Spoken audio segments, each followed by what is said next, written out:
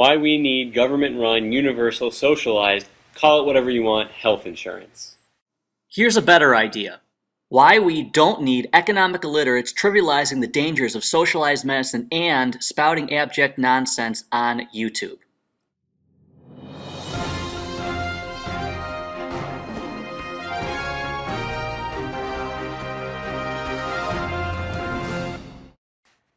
Alright, so we all know from basic civics class and just being alive that a lot of essential services are already government-run. Yes, like our failing public schools. Universal, socialized, whatever you want to call it. Think water treatment, police, fire, postal service, Coast Guard, all those things you know are going to be there for you every single day without even thinking about them. Well, some of those services are local, all of them are constitutional, and the post office is bankrupt. We all pay our taxes, and the government uses the money to pay for the things everyone needs just to get by. Now, healthcare is just as essential as any of these services. Essential is a meaningless word in this context. Food, clothing, housing, they could all be called essential, but we don't want the federal government paying for all those services for everybody. Sure, a few of us may be lucky enough to make it through our whole lives without some kind of medical problem, but the rest of us depend on healthcare at some point during our lives just to get by. Besides its essentialness, there's another reason health insurance is just like those other government-run, universal, socialized, whatever you want to call them services. That's this. Very, very, very few people can afford to pay, all on their own, the cost of healthcare when disaster strikes and they or someone they love gets really, really, really sick. So we all need insurance, which basically means we need to pool our money together enough so that when any one of us gets really, really, really sick, there's enough money in the pool to pay for that person to get better.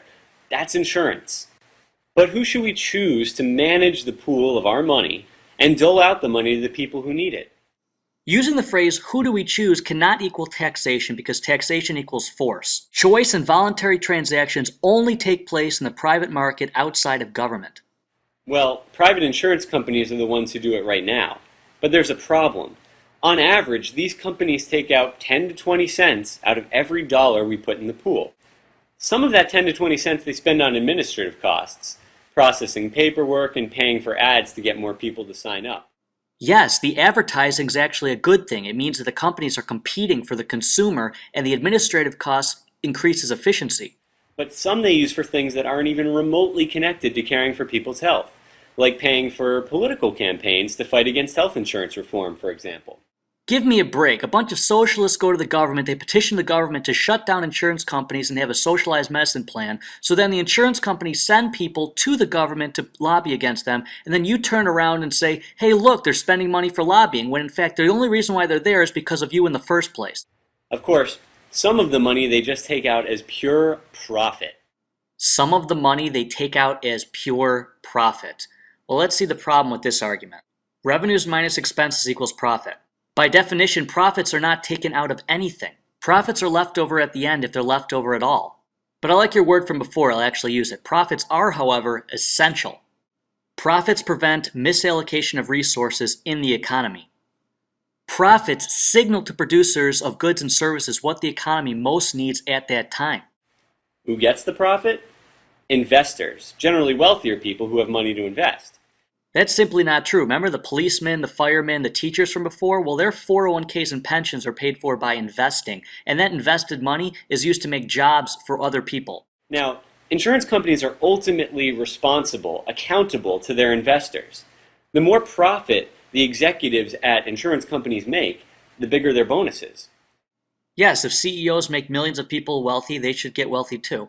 It turns out that one of the best ways of increasing profit is denying people coverage for their health problems. That's why insurance companies try to do this as much as they think they can get away with it. Fraud and abuse means everyone pays more. And if insurance companies covered pre-existing conditions, it wouldn't be insurance. Everybody in the country would understand this if we were talking about car insurance. Say I drove a car, I got in a car accident, then I bought car insurance, and then I had the car insurance company pay for my bills. That wouldn't make any sense. Which brings us to the biggest reason why we need government-run healthcare. Profit wouldn't be part of the equation. That means the government would spend more of our insurance pool on actually caring for people's health.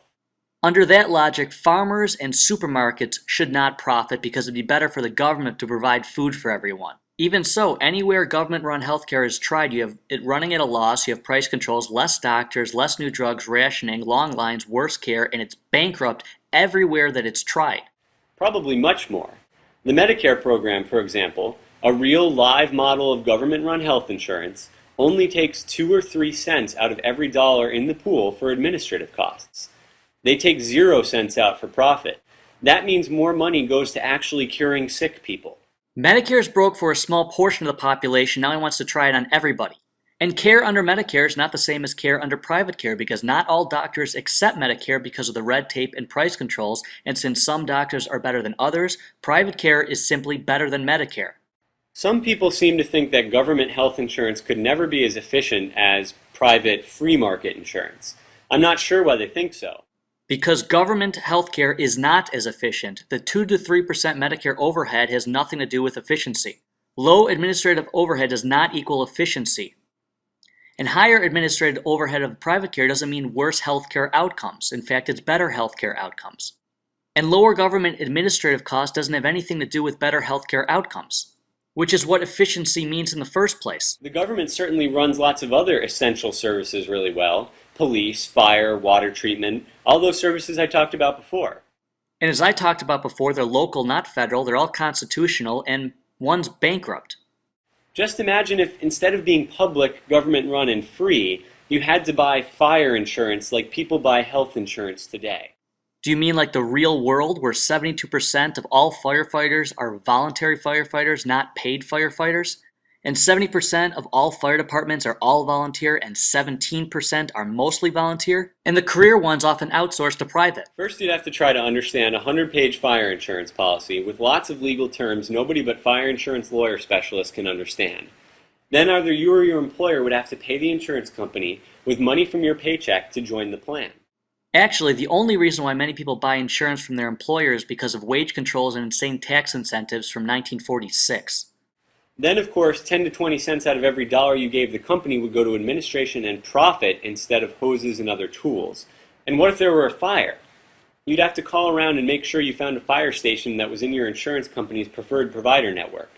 Then the fire trucks would come and put out the fire, but wait, that's not the end of the story. It may turn out that the small print fire insurance legal language in your policy says that the particular type of fire in your house wasn't covered by your insurance plan. Or maybe you had a pre-existing fire burning in your backyard barbecue, so the insurance company won't pay the fireman. Now you owe the firemen hundreds of thousands of dollars. You'd mortgage your house to pay them back, but it's not worth much because it was so badly burned in the fire. It turns out that fire insurance is just fine the way it is. Free for everyone, paid for by our tax dollars with nobody skimming profit off the top. If it's paid for with tax dollars, it isn't free, and profits are never taken off the top ever, as I explained before. The only thing up in flames is your argument for socialized medicine. And that's the way health insurance should be too. And that is the best example of why we don't need economic illiterates trivializing the dangers of socialized medicine and spouting abject nonsense on YouTube.